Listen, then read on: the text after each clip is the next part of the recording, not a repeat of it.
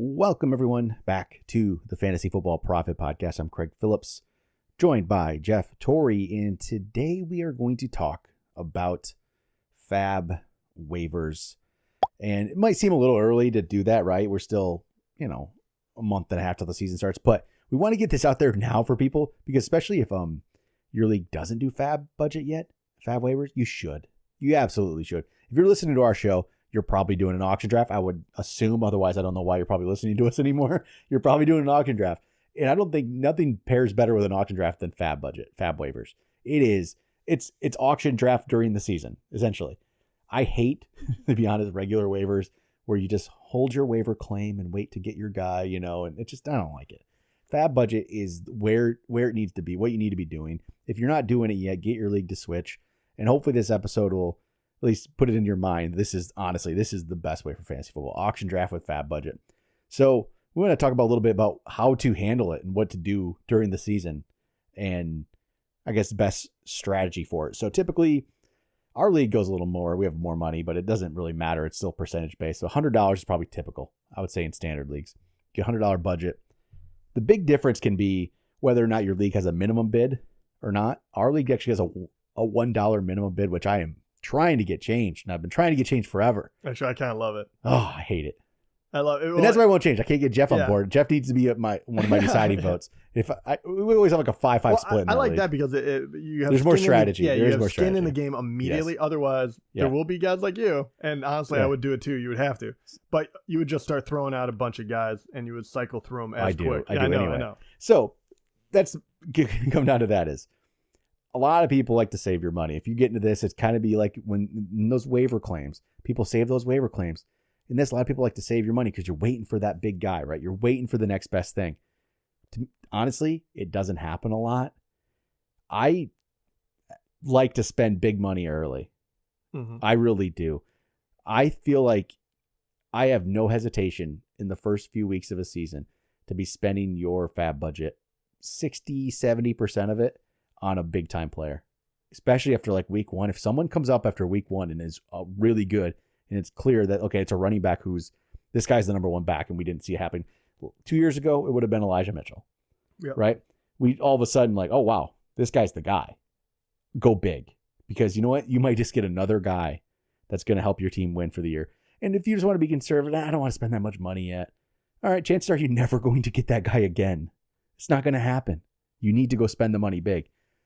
And I feel like people get too conservative in that. They do it in auction drafts too. It happens too much. I think you go big and you get your guy. That's like I like to say in the auction draft. You go get your guy early. Go get your guy in FAAB with FAAB budget. Yeah, I would agree with you. I think with that one, I think there's two rules I've learned, right? I think if you play it, if you middle yourself out, it's no good. So either you go and you see a guy that is pretty much a sure thing, right? You don't worry about injuries or whatever. If, that could be it though, right? Running back goes down. There's a new guy that goes into the position. He's going to be good, right? You can, I would throw an immense amount of my budget at that guy, because if he can help my team win, then let me go out and get him, right? Especially as someone like, he could be a number 2 running back for me. That's huge. You don't find that very often. Well, if we're looking for this upcoming season, that could be like Johnson from the Bears. Right. What if all of a sudden, wow, Herbert is not the guy. It is Johnson. We got to spend big. Go spend big. Yeah, go spend big.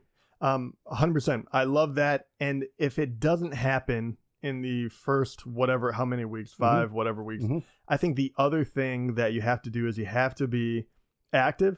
But I throw a little bit amount of money at guys that could break out, or, hey, let me throw a backup running back that is down on the depth chart, but he's one injury away. So in case that does happen, I don't have to spend 70% of my budget to do it, right? You have to be active that way. So I kind of start mining that way for someone that could be good. And then as soon as someone does, and if he's still out there and is going to be the guy, don't try to play it coy. Honestly, as much as 80-90% of my budget, I'm going to go out and get that guy. Yep. And sometimes if you're putting a waiver claim in, put what you think you should pay for him, then go increase it.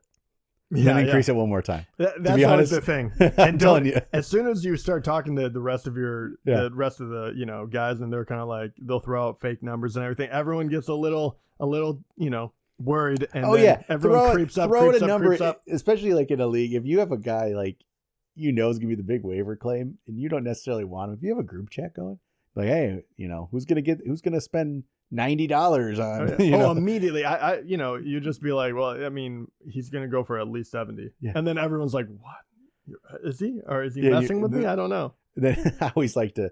Okay, instead of 50, I'd always bid 51, but then other people now you're doing, I'm up to 53, 54, 55. I might as well just be 60. Yeah. So that happens. But honestly, in that even, don't hesitate. If you really want the guy, go spend an extra 10. Like, if you don't get him, you don't know if it's going to come around again. Yeah. And you know what? And the only wrinkle in this, I will say, it does feel like it's not always right at the end, but near the end, there's always a running back that comes around. It's true. But you can't wait for that guy to Hopefully you've built your team by then and you're already in good shape. But. And that would be the last thing I say is you have to know your team. If you, first of all, a running back is a running back and it's a trade feature or whatever, same thing with a wide receiver, but know where your team is weak. And that is where you should be, quote unquote, mining for gold, right? Yep. Like I can add, if you're already really, really solid at running back, then, then try to upgrade in a place where you can. If you already have McCaffrey and Chubb somehow, then it's not going to help you as much to get that third guy. So this point I have here is not actually, this is like any waiver base. This isn't even just, this isn't FAAB specific, but this changes how you get it in FAAB is look a week ahead. Because if you stream defenses, look at the defenses, look at next week's matchups. Look who's out there this week for next week, because the guy you could pay $1 for on FAAB budget today, or the defense you could pay $1 for, next week you might have to pay 15 to 20. Get it a week ahead. Same thing with if you have a quarterback that maybe your quarterback's on bye next week, you don't have a backup. Look ahead a week or two. Get the guy a week or two ahead. You're going to spend way less money in FAAB if you do it that way than if you wait the week of, where all of a sudden 3 people need a defense and there's one with an awesome matchup. Yeah, that's so true. Get it a week ahead and you're going to save so much FAAB budget if you go a week ahead. 100%. And that's, you do it with pickups in regular leagues. And I will go one step further. It'll be the last thing I say. But and Craig is very, very good at this. I'll give him credit for this one. Is as soon as you find a team that is getting decimated by every single offense or defense that you can go against, and especially if you're going to be in the playoffs or something like this, either you find a sure thing, keep grabbing every defense that is going against that, If you have the bench spots, do it. Yes. And then even more so, as soon as you're going to be in the playoffs, don't worry about anything else. Plan for those weeks. Go out and get the defenses early. Plan so you can if you need 2 defenses to fill, 3 weeks, whatever it is, then grab those ahead of time, and then you don't have to worry about it.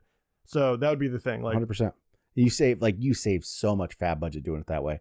So much money is saved. People don't think about it. Some do.